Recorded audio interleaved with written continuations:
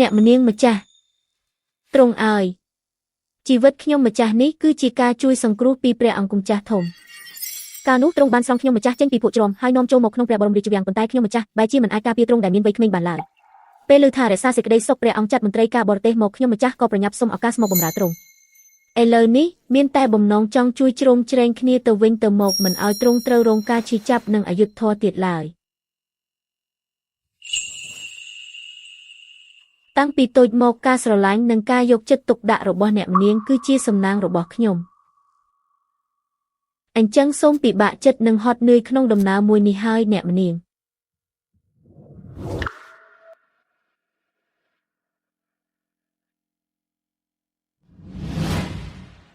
ទ្រង់ឲ្យ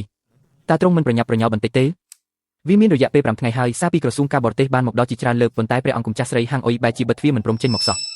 ការពារយ៉ាងតឹងរ៉ឹងសូម្បីតែជាងអាវខោរបស់ទ្រង់ក៏យើងមិនអាចប៉ះបានផងតើទ្រង់មិនមែនចិត្តណាក្រៃស្ធ្វើបែបនេះទេសិនអានរៀបការជាមួយខ្ញុំបតានៅទីនេះចុងឈៀនគឺជាតំបន់យ៉ងអុយនាងនៅក្នុងភូមិគ្រឹះកំពុងជួបស្ថានភាពលំបាកខ្លាំងចំណុចនេះទោះជាយ៉ាងណានៅក្នុងបេះដូងខ្ញុំនៅតែមានការអាណិតអាសូរនិងសោកស្ដាយខ្លះចំពោះនាងអូប្រែថាព្រះអង្គបានស៊ើបសួររួចរាល់ហើយប៉ុន្តែទូបង្គំធ្លាប់បានឬពាក្យចាំអារាមថាព្រះអង្គម្ចាស់ស្រីហាងអុយដាំឡើយត្រូវរៀបការជាមួយកូនប្រុសរបស់លោកម្ចាស់ចុងយួនប៉ុន្តែនាងមិនព្រមហើយត្រូវបានបញ្ជូនមកទីនេះឬមួយព្រះអង្គម្ចាស់ស្រីហាងអុយអង្គនេះត្រូវគេបង្ខំឲ្យរៀបការទើបធ្វើឲ្យទ្រង់មានភាពត្រជាក់ស្រជុំដាក់បែបនេះ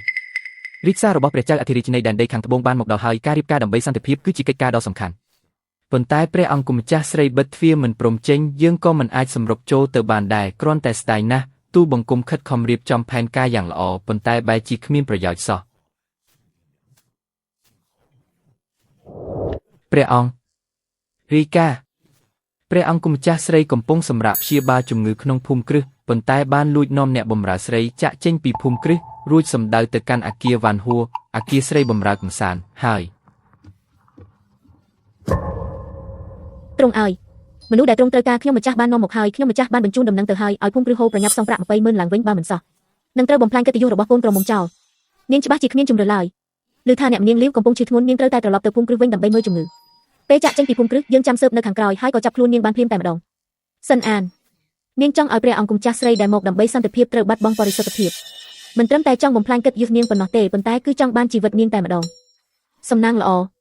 មនុស្សដែលនាងជួបគឺជារូបខ្ញុំហើយមនុស្សដូចជាខ្ញុំនេះគឺចូលចិត្តប្រើវិធីភ្នែកជំនួសភ្នែកធ្មេញជំនួសធ្មេញបកត្រឡប់ទៅវិញណាថ្ងៃនេះខ្ញុំនឹងឲ្យនាងមើលថាតើអ្វីទៅដែលហៅថាធ្វើអំពើអាក្រក់ត្រូវទទួលផលអាក្រក់ស្វ័យប្រវត្តិអ្នកម្នាងយកថ្នាំឲ្យនាងផឹកទៅចាស់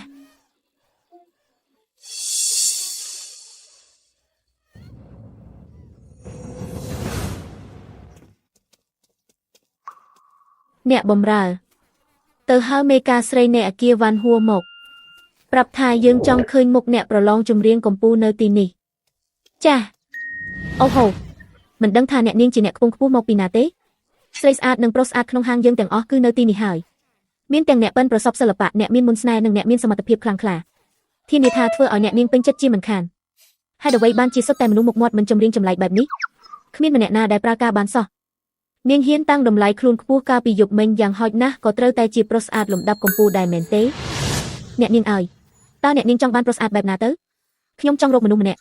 កម្ពស់ប្រហែល 1.90 ម៉ែត្រខ្ពស់ស្រឡះចង្កេះតូចស្មាទូលាយមានសាច់ដុំពោះ8កញ្ចប់មុខមាត់សង្ហាខ្លាំងរូបរាងតាក់ទាញហើយបច្ចេកទេសបន្តិចបន្តួចមិនសូវស្ទាត់ជំនាញទេប៉ុន្តែសមត្ថភាពរៀនសូត្រលឿនរហ័សហើយមានកម្លាំងខ្លាំងក្លានិងអត់ធ្មត់បានយូរ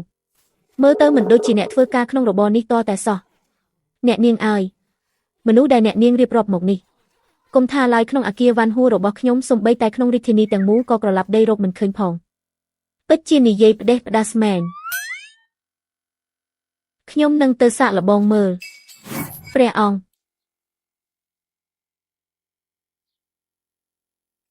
ព្រះអង្គម្ចាស់ស្រីបានបញ្ជូនសិនអានដែលជាប្រពន្ធរបស់កូនប្រុសលោកម្ចាស់ចុងយួនទៅកាន់អគារវ៉ាន់ហួរដើម្បីមើលថែជាពិសេសហើយប្រើវិធីភ្នែកជំនួសភ្នែកតែខ្សោយប៉ុន្តែចិត្តដាច់ខ្លាំងណាស់ខ្វះតែភាពទន់ភ្លន់និងក្តីមេត្តាបន្តិចប៉ុណ្ណោះព្រះអង្គតើទ្រង់កំពុងតែសរសើរឬក៏កំពុងតែជេរប្រមាថនាងនឹងអ្នកទាំងពីរស្ងាត់